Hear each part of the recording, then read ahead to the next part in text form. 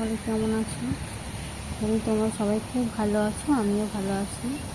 এই দেখো আমাদের জমির ক্ষেত।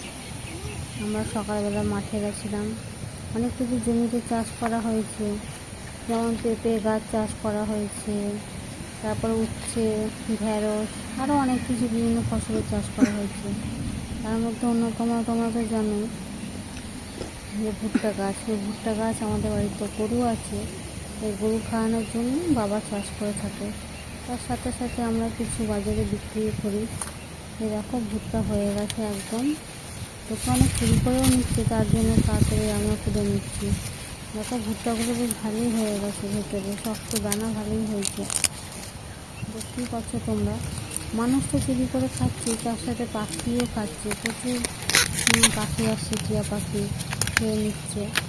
ভুট্টাগুলো তুলে নেওয়া হচ্ছে। কী করবো, কিছু তো করার নেই, তাই তুলে নিয়ে নিচ্ছি।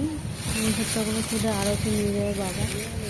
যা কিছু দাম পাওয়া যায়, লোক চুরি করে নেওয়ার থেকে তো ভালো।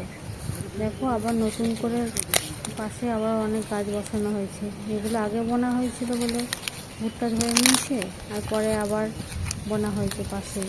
এই ভুট্টা গাছগুলো আমরা গরুকে খাওয়াই, গরুর খাদ্য হিসাবে আমরা ব্যবহার করি। খুবই ভালো, ভুট্টা খাওয়া তো শরীরের পক্ষেও ভালো।